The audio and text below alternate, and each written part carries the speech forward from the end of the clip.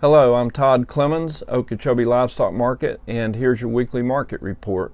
We had a pretty low week, pretty slow this week.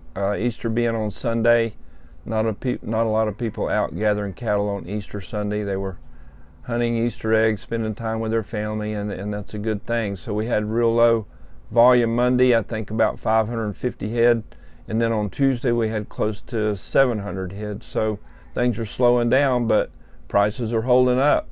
Cows picked back up, and I kind of really thought that the big run of cows and the big high prices that we saw, I thought that might be over with. But surprise, they were lower. Cow prices were lower last week, and they bounced right back this week. We called those cows $3 to $5 higher. Had several cows in the 90s, but these were really good cows in the 90s, and then some bulls we had in the $1.15 to $1.20 range. So the slaughter classes were $3 to $5 higher for sure. And man, we have seen a lot of cows come through the market, and we keep talking about the inventory being lower, and at some point it will catch up to us. There will be a lower calf crop, and there will be a lower cattle inventory all across the country, and at some point these calf prices have got to get better. And the market report, the reporter called the market steady on the feeder classes. I thought they probably could have been a little bit higher. Looked like to me we had some 500-pound good number one steer calves bring up in the 180s. Those calves were pushing $950. The four-weight calves were pushing $800, and it's good. The 600-pound calves were not $1,000, but $950 to $970. Those six-weight calves are bringing up there in the 160s.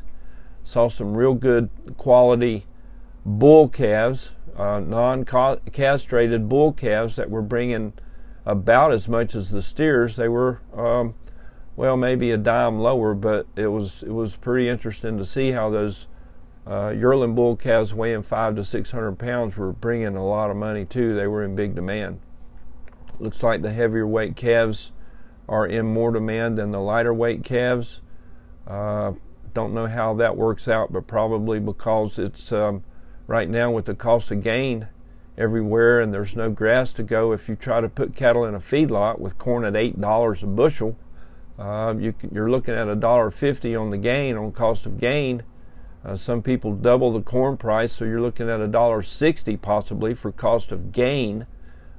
So heck, you can buy them cheaper than it costs to put the weight on them in the feedlot. So I don't know what the deal is there. I did hear also about the Ukraine wheat crop. Everybody thought, well, there'll not be any wheat in Ukraine. They won't be farming over there. They're fighting a war. But I heard that the farmers, they're not required to go fight, and they're trying to manage those crops and grow wheat. That's what they do. They're better wheat growers than they are carrying guns. So I heard that crop over there was only going to be about 17% less than normal. We had maybe thought that there wouldn't be any crop at all, but that's not the case. Somehow, somewhere, this grain market has got to straighten up. I just can't see corn and wheat staying at these levels forever. That is definitely the downside to the calf market. High corn prices, fertilizer prices are the downside of it too, and a lot of that stuff comes from Ukraine and Russia over in that area, in that part of the world. So we keep hoping that something will come to an end over there. They'll get this thing worked out and we can get back to normal. But indications are these calf prices are going to stay good and be good for a while, as long as we're in this cycle of a low inventory, and usually it's a 2 or 3 year cycle, and we're headed into some good calf prices. I really feel optimistic about calf prices, but we've got to have them high so that we can pay these exorbitant costs on input costs that we're having. And hopefully the calf prices will get up there high enough where we can all make a little bit and stay in business. So yeah, it's looking pretty good. Don't expect runs to be very big. We may have a little better run next week since we're back to normal, no holidays, nothing special going on for the next couple weeks. What's the next holiday coming up? I think Mother's Day maybe. So we've got a few weeks of clear selling. The weather's straightening out. We need some rain in those drought areas. I know we need some rain here in Okeechobee. So we'll just keep plugging along and hope these calf prices are looking good. We've got a pretty good selection or a pretty good offering of cattle. First, this year's calf crop calves on the Producers Cattle Auction sale. That's tomorrow at 10 o'clock Eastern Time.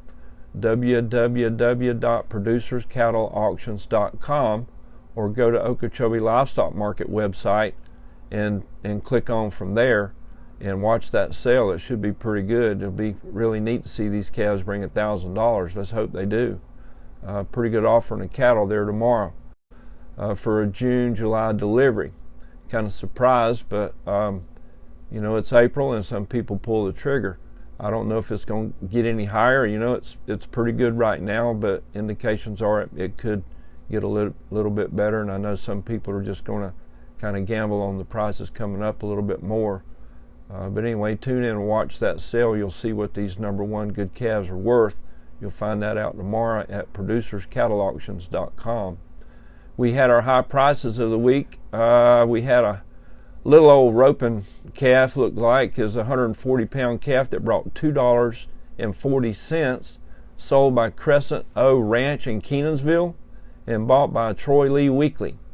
And on the slaughter cow side, we had a 1,390-pound cow that brought 96 cents, bought by Florida Beef, and that cow came from the Revels Land and Cattle, Fort Pierce. Good job, Paul.